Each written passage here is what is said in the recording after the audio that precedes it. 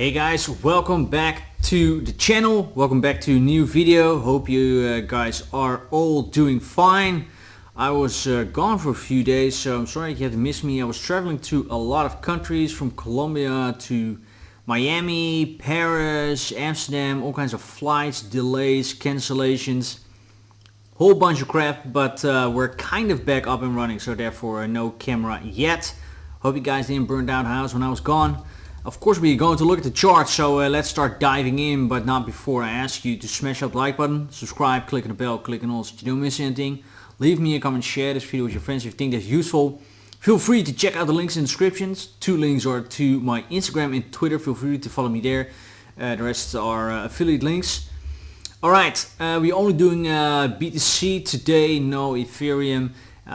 What we're seeing here, and this is the BTC USD chart on the 4-hourly, that we had a few bar patterns so far.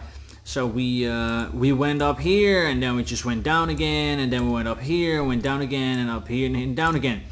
Now funny thing is that when this second one happened, I was like, hey, this one is already shorter than this, and when this third one happened, I was like, hey, that one is even shorter. Where have I seen that in the past? And right away remembered of a period that we had right here before we start breaking to this important support line, this white line right here. We were making a similar kind of bar pattern period where we went up and then we went down again, then we hit this one up, down. You see that the period in between is smaller, up, down again. Also here the period is much smaller. And then I think we had another one. Well, here you could say, although this was a little bit longer, but you see in 3 periods time that the time between those big legs up and down is just getting shorter and shorter. So don't know exactly what it means, but it is interesting to see how that kind of repeats then itself.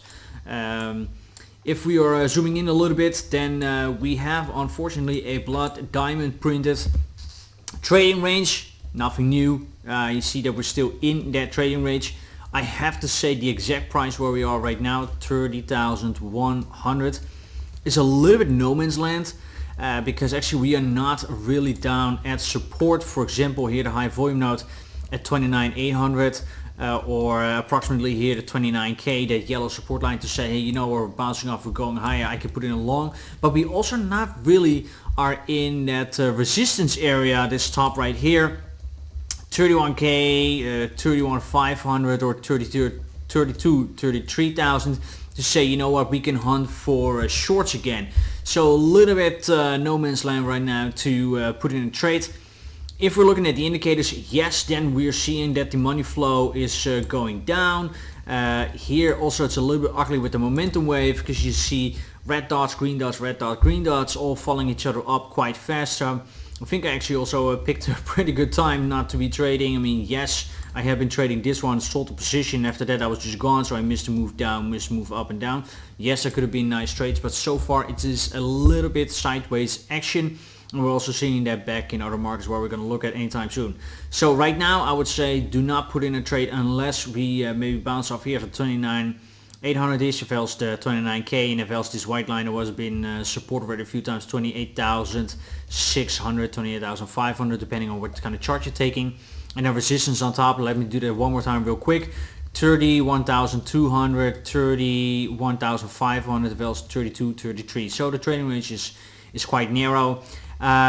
If we are looking at the dollar index, then actually exactly is playing out where we have been talking about last week, where we said, you know what, we might do some sideways action, some consolidation before really picking a move down or up. I would say we're going up, because if this thing really need to cool down, then I think we would have been dumping down already much harder. So I'm afraid that also with the current market conditions, central banks raising rates, all the kind of good stuff, that this might have an extra leg up. And if this one starts pumping, you know, let's say dollar index is pumping, BTC is dumping, then I'm afraid that this will start dumping down further.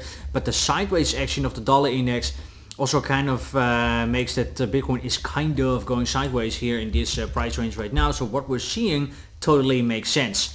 Then I quickly want to head over to the S&P 500. Also looks like the S&P was just waiting for me to get out of the plane before it started to make a move, because in the last few days this thing has also just been sideways action, grinding here on that resistance level, what was previous support. I think if we're not going to break it, and it looks like we are not, then I think we might be rolling over again and going lower, and this was just a temporarily pump in this bigger dump, because actually if we've now been trying this for a few days, it's really not really happening.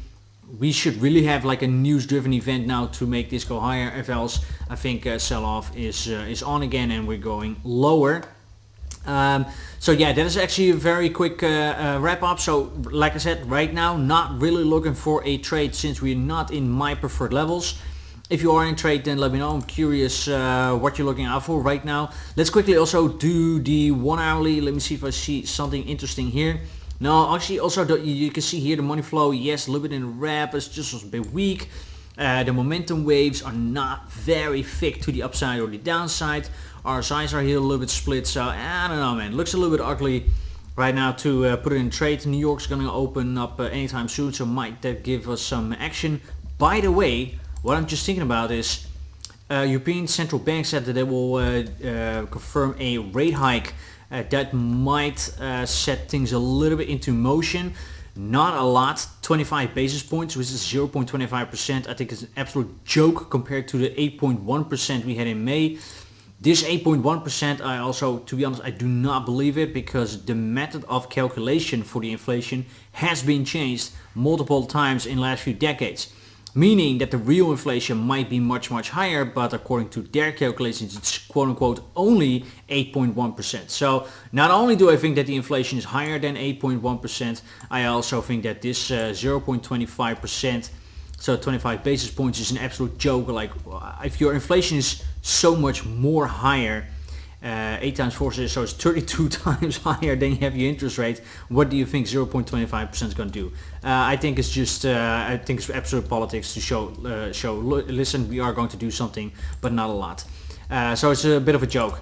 Other than that, let's quickly head over one more time back to BTC. You know what? Let's also quickly check for once the daily. Also still a bit ugly. You could say, well, money flow is coming up a little bit, but this looks like an inward curve.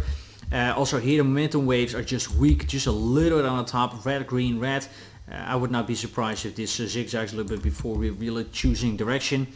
Question I'm asking myself is, how long will we be in this trading range?